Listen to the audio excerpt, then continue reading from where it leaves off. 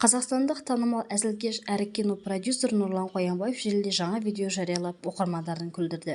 Өнер иесі қарбызды өзіне тегін берген әйелдің әрекетіне қатты таңғалып қалған. Нұрлан Қоянбаев елдің қызу талқысын тудырған бейнежазбаны инстаграмдағы парақшасында жариялаған. Онда актердің қарбыз сатып алайын деп жатқанын көруге болады. Алайда бағасын сұрағанда келіншек оған тегін беретінін айтқан. Өнер иесі қатты таңғалып, әйелден не себепті тегін беріп жатқанын сұрайды. Сізге тегін, сіз айлықсыз жұмыс істеп жатырсыз ғой, сондықтан ала беріңіз, деді сатушы.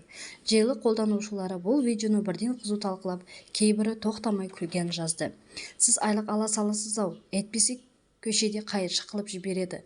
Осындай қарапайымдылыққа не жетсін? Жарайсың, Нұрлан, еліме қызмет жасаймын деген ниетіңнен.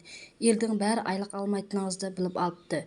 Өте күлкілі видео, қатты күлдік, тоқтай алмай жатырмыз, мына әзіл бізге өтті, деп жазуда көпшілік. Айта кетейік, бұған дейін Нұрлан Қоянбаев әкім кеңесшісі болып тағайындалуын сынға алғандарға жауап берген болатын. Өнер иесі желіде жазба жариялап, жаңа қызметінде айлық алмайтынын айтты. Сіздермен болған жаңа жаңалықтар арнасы. Арнаға тіркеліп, жаңа жаңалықтармен таныс болыңыздар.